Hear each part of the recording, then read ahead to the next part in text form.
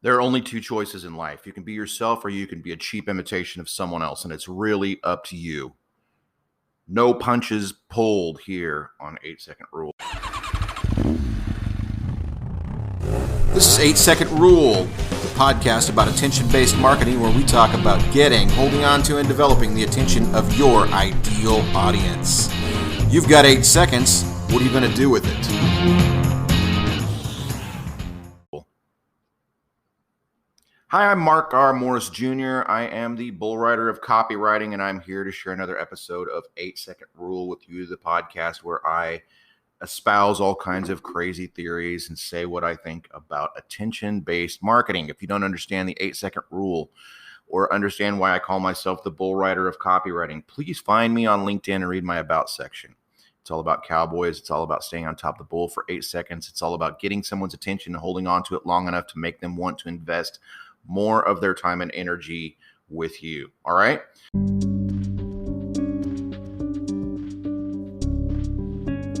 I used to own a theater. It went bad. Things didn't happen the way they should have, especially when the financial crisis hit and people stopped spending money on classes for their kids. So, August of that year, I was forced to close my theater. That was 2010. I was up for this part in a company called Shakespeare in the Park in Oklahoma City. This is one of America's largest running Shakespeare companies. They've been around a long time. Since the last time that I had been in an audition, I had gotten a lot older because I was just running my own stuff for about 15 years. So I'd outgrown the male love interest, and they were asking me to try out for a father. So small as it was, I was up for Montague in Romeo and Juliet, and I stood in the hall going over the sides, which is the half of the script that they give you to kind of study for your reading, right? And as an acting coach, I knew I had to have an angle. Once I was comfortable with the lines and they were starting to call in actors to read for Montague, I positioned myself as close to the door of that room as I could get so that I could hear them. And here was the line. Montague says, "O thou untaught, what manners is this, to press before thy father to a grave?" And he means, "Hey, Romeo, why did you die so early? It's not cool that you died before your dad." So, not much to make an impression with, is it? So Montague's just lost his wife. Prince Aeschylus is bringing more bad news on top of it. Romeo's dead. So as I listened to these readers, to a man, they played it exactly the same way. And it wasn't bad, but they raged. I could feel the door vibrate with their shouts of agony.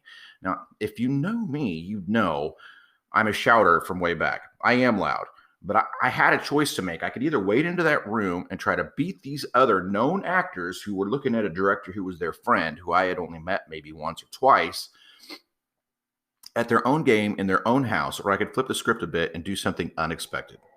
So I chose the unexpected route, which is what I typically choose to do.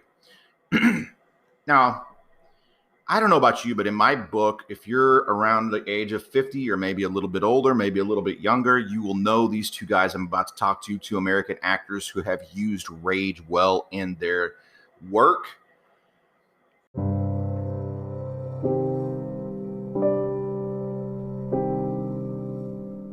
There's a lot of them, okay?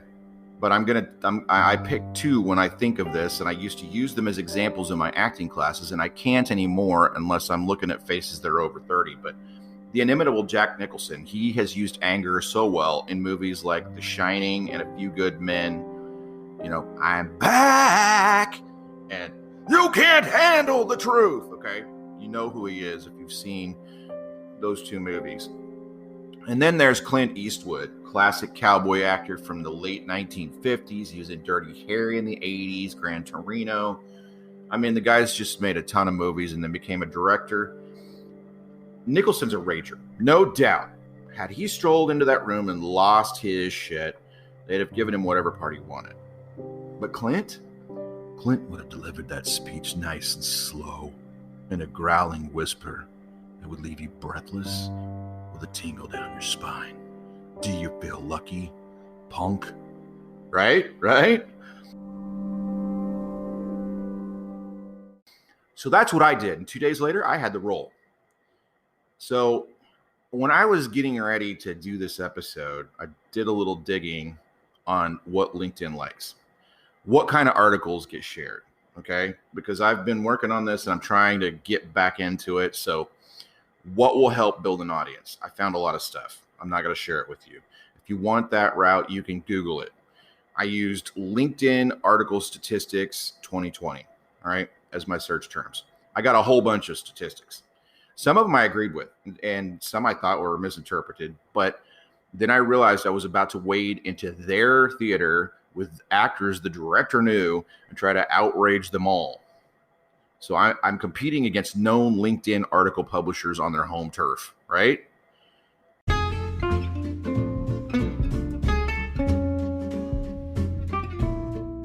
But I'm not going to do that. Instead, I'm going to share what I think you should do. And it's mostly because of one really stupid, colossally bad piece of advice I found in one particular article. And here's what it said. Don't get your audience all fired up. Did you catch that? It said, don't get your audience all fired up. Are they kidding me? Are they kidding me? In the age of outrage, they don't want you to write something on LinkedIn that might make people have a feeling.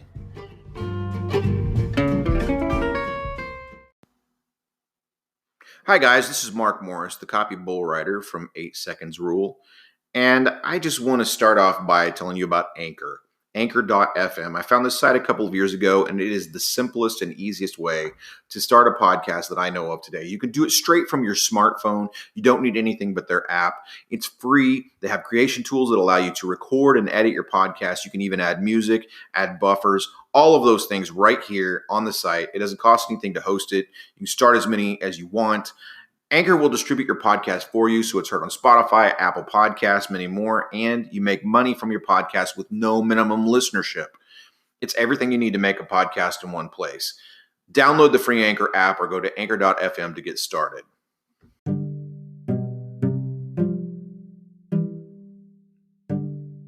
Turns out their research has determined that posts that hold no particular point of view at all, the neutral posts, they get shared more.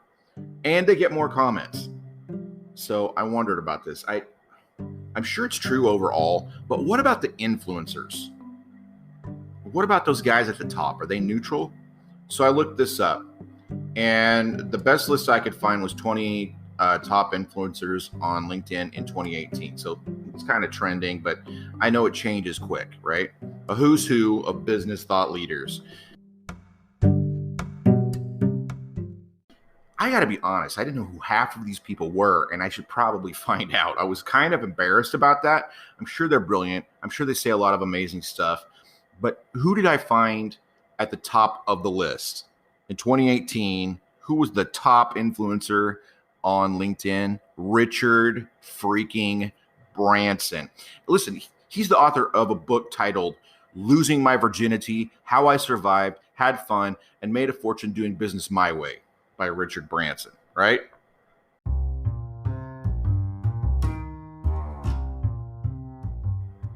That's funny, because it doesn't sound much like a guy who doesn't get his audience all lathered up. Does it? I mean, when you Google Richard Branson quotes, literally the top one you find is this. You don't learn to walk by following rules. You learn by doing and by falling over.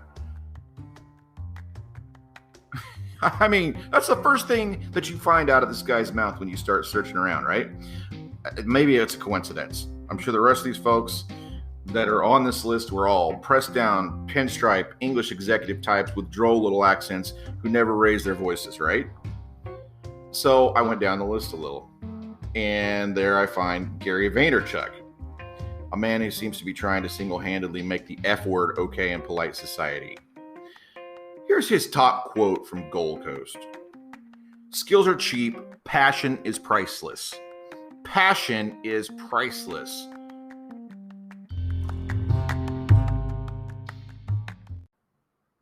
And then I found this, and I thought it might even be more fitting. There no longer has to be a difference between who you are and what you do. I think this might be the biggest key to all of this. The site I found my advice on, they're making their money off of analyzing what people do, not doing what makes people do those things, right? They're sitting around watching us doers, and then they're pontificating on what we do. So further down the list, I came to a guy whose name I don't care about. He's the current CEO of PayPal. But PayPal was founded by who? Elon Musk. Now, this guy is famous for his brashness. Just in the last few years, he apologized for calling a Thai cave diver a pedophile for his plan to rescue juvenile soccer players in a flooded cave by carrying them out next to his own body. I mean, he's a walking train wreck when he speaks, but when he talks, people listen. And it caused him to come to this conclusion, which is the list of people that would not mind if I were gone is growing. Does that sound like a guy who's not trying to make people work them up? No, it doesn't, does it? I'm sure that many of the other fine folks on the list of LinkedIn influencers are just as opinionated as these three gentlemen, but they'll do as examples of what I'm talking about. All right. My point is this: do your own thing. You know your business. You understand the passion behind what you do. You know how to tell your story. So do it.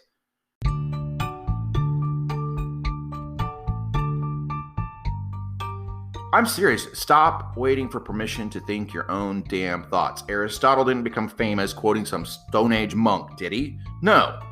He branded his thoughts, and he had them literally etched in stone. That's how important he thought his thoughts were.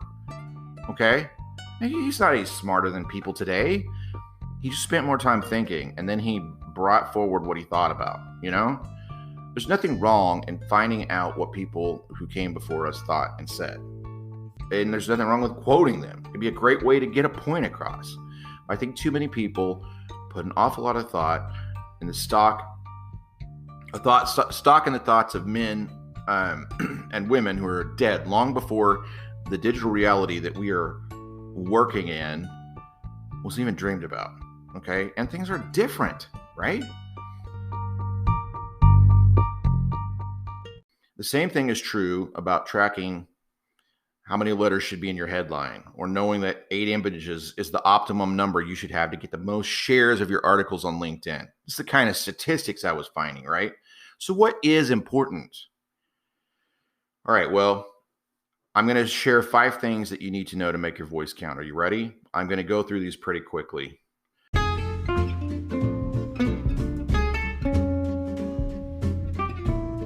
Writing a headline that makes people pause is the single greatest skill you can learn. Period. End of discussion. Everything that comes after it is secondary to the headline. Why? Because if you don't have a good headline, no one's ever going to see it. All right? 4 main things you can do with a headline: make a promise, state a fact, draw a picture, or ask a question. Make a promise, state a fact, draw a picture, or ask a question. Here's the next one. Ready? Choosing an eye-catching image that will draw people in is the next most important thing you can learn. Okay, make sure your first image is sized properly so it looks good in your newsfeed. And this can be true on articles. It can be true on your LinkedIn posts. It can be true on Facebook, wherever you're using it. Okay, I need to change this podcast cover image. It's not very good. I know that logo's not great. Only use images that belong to you or you have permission to use. There's some great sources. I'm going to tell you, pay attention. These are your free tools for the day. Pixabay, Pixabay. Another is Gratisography, Gratisography.com.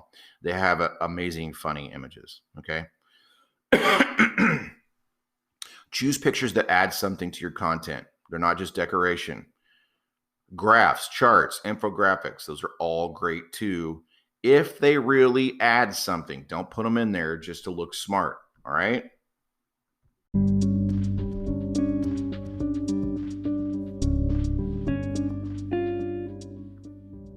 The third skill that I would ask you to master is the 8-second rule. Basically, it's writing a brilliant opening paragraph or a brilliant opening line of a LinkedIn post, or having a great cold opener for your podcast that makes people want to listen. That's all that matters in the body of your text. Seriously. Without that, no one reaches the bottom. ever. It will never happen. If your opening paragraph doesn't leave them wanting more, they're going to click out because there's 40 other articles with the same exact content and, different angles on it. You're competing too much. You gotta do this. Know your audience. You got to know their pain points. You have to appeal to one or more of those. Hint at what you're going to share up front if it's possible. Tell a story, hook them in. If they read past the first 2 or 3 paragraphs, then you've got them. It's just exactly what we talked about on 8-second rule from the beginning. If you can get people to start investing their attention past that 8 seconds, then it starts to turn into something. Okay, the fourth skill, you might want to post your videos separate from your article content. Among the statistics, this one was useful. Articles with videos get less love. This is true on LinkedIn. It's not necessarily true on other platforms. I recommend that everybody get involved in video if they can. But if I was going to say pick one and you're a decent writer, I would say written content because it indexes the best in the search engines. Hands down, it will get you the most attention. Unless you're doing something like a TikTok or one of these immediate gratification platforms, it's going to be hard to get that kind of traction out of anything else, and it has longer staying power. Videos are best shared as links from YouTube instead of the native LinkedIn format, according to statistics. Okay, I don't know why that is. If you follow guys like Gary Vaynerchuk, you know this, but video is a great way to recycle or upcycle content ideas. So if you've got a blog post, you can turn that into a podcast. You can turn that into a video. You can turn it into 6 LinkedIn posts, okay? Repeating the same ideas in multiple medias is only valid if you also duplicate the post into another point of connection with your audience. Does that make sense? So just because you've got good ideas and you keep repeating them in multiple medias, if you keep putting that exact same content into the same audience pool, your LinkedIn profile, your Facebook presence, your Instagram account, even your YouTube channel, it's going to get stale. People are going to quit listening. Right. This is number 5. While the entire rest of the world is shrinking down their thoughts to the point it feels like we are going back to hieroglyphics, LinkedIn and other platforms too, guys. Listen, blog posts need to be over 1,000 words to even get any love at all these days. All right. Yeah, there's guys out there saying go small. I think big, especially if you're starting out. It's the best way to gain attention. It's the best way to get traffic. LinkedIn likes 1,900 to 2,100 word posts. Okay. Use those characters up, guys. Use them up. So if you do these 5 things and consistently do them, listen, here's something that I say all the time, and you've probably already seen me share it before. That is, simple things done well consistently breed results. All right. If you keep doing the same thing and you do it well and you do it consistently and it's adding value, it's going to produce a result for you. Something will come out of that. You don't get to control the outcome. You can aim it in a specific direction and say, this is my intention. This is what I want to get out of this. But what the universe brings you isn't up to you. Your effort, that's what's up to you. Okay. Simple things done well consistently. That's what you want to do. So these 5 things right here are pretty simple.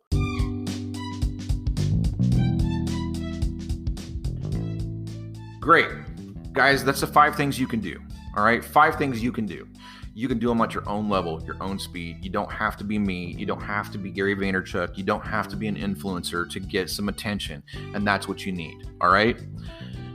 Okay, now I said I was going to talk about Blogger and tell you why I like it. Blogger is the free blogging platform that Google owns. A lot of people don't even know about it anymore, okay? But it was one of the first blogging platforms out there that really was effective. Now listen, they haven't kept up with it and updated it like they should. So I'm looking for somebody who can help me customize my Blogger site. Here's why. Blogger is free hosting. Blogger has unlimited traffic. Blogger has great analytics because it's built by Google and your dashboard tells you everything you want to know. Okay, it has all of the tools you need to build a great blog and enough website tools that you can do whatever else you need to do. But listen to me. Here's the beauty of it. I have literally over the years, and I can do this again, I could do it today, okay? If you write a blog post on Blogger and you take top trending search results and you put them into that blog post in a way that makes sense, heck, write a blog post about top trending search results. That brand new blog that you just put up for free today will index on Google, and you will start to see traffic instantly because Google takes care of Blogger, okay? I know WordPress is the best blogging platform there is. It is. It absolutely is. I know guys are on Medium and they get paid for their stuff. That's cool too. But if you are needing to start a personal website where you can put content and be found, you can buy a domain name with your name on it from GoDaddy for just a few bucks for an entire year. All right, you can point it to a Blogger account, which is free. You can find all the resources you want for free to build this thing out. Now, I'm wanting to do something a little bit more custom with mine. It is markrmorrisjr.com. If you're curious, the content there is good. It's just out of date.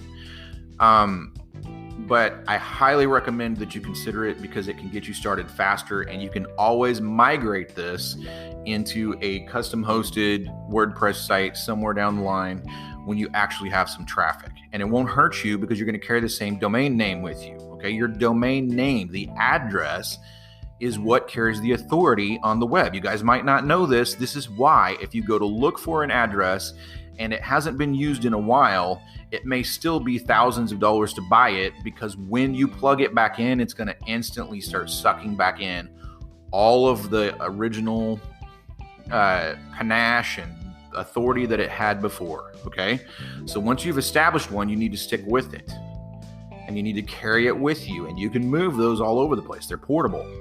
All right, guys, that's all for the 8-second rule today, or this episode. I'm trying to break myself from saying today. So you've got 8 seconds. What are you going to do with it?